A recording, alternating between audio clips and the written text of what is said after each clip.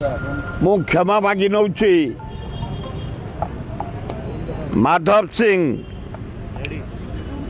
1986 मसीह जन्म होते से बरगड़ जिलार बिंजल आदिवासी संप्रदायर घेस परिवार जमींदार थिले। ब्रिटिश ईस्ट इंडिया कंपनी विरुद्ध संबलपुर विद्रोह से वीर सुरेंद्र साय सहित मिसी युद्ध करथिले। माधव सिंह तीन पुओ थिले, हटे सिंह, बैरी सिंह, गुजल सिंह। 1858 मसीह माधव सिंह सेना तांको बड़ पुओ हटे सिंह रायपुर सिंगड़ा घाटी उपरे इंग्रेज सहित युद्ध करी जीति थिले। पुणी 1858 मसीहा शेष इंग्रेज सहित युद्ध हला।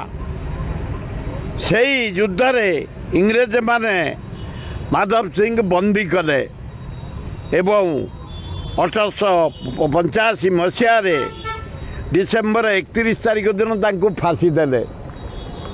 मु क्षमा मागिबार कारण होउची मु जानी पारि नथिली माधव सिंह को। मु कहीदेवा कि चाहे प्रत्येक फ्रीडम फाइटर को मु सम्मान सब दे जाइछि। वीर सुरेंद्र सायंकर जन्मदिन एवं श्राद्ध दिन आम पालन करूँ VSS नगर में प्राय 30-40 वर्ष महताब समय मोर समर्थ्य पर रिगार्ड। से दिन एत सांबादिक थे मुझे पचारि माधव सिंह कहीं भी कही पार्लनी। तेणु मोहन माझी तुमको धन्यवाद।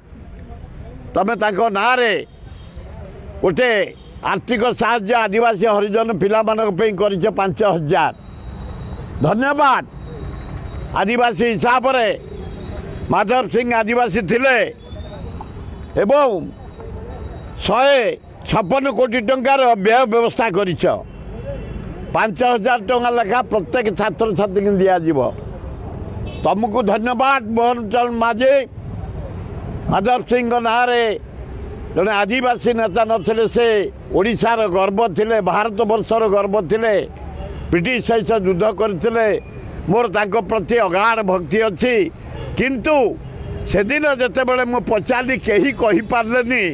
तेणु हे मोहन माझी मोर आपण को अनुरोध, ओडिशार जेते फ्रीडम फाइटर समस्तर बही बाहर करे स्कूल लोक मान को जन दिया जो आम भूल जापारूँ भूल हो जाऊँ विराट भूल हो जाए मोर असम्मान दे देछि मु माधव सिंह की।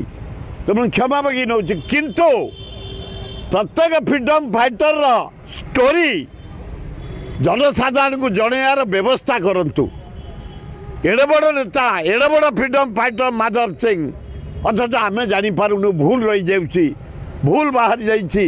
तेणु आम क्षमा मागी नौ। प्रत्येक फ्रीडम फाइटर स्टोरी नुआ पीढ़ी जानवे कौन आमे तो जानी पारू।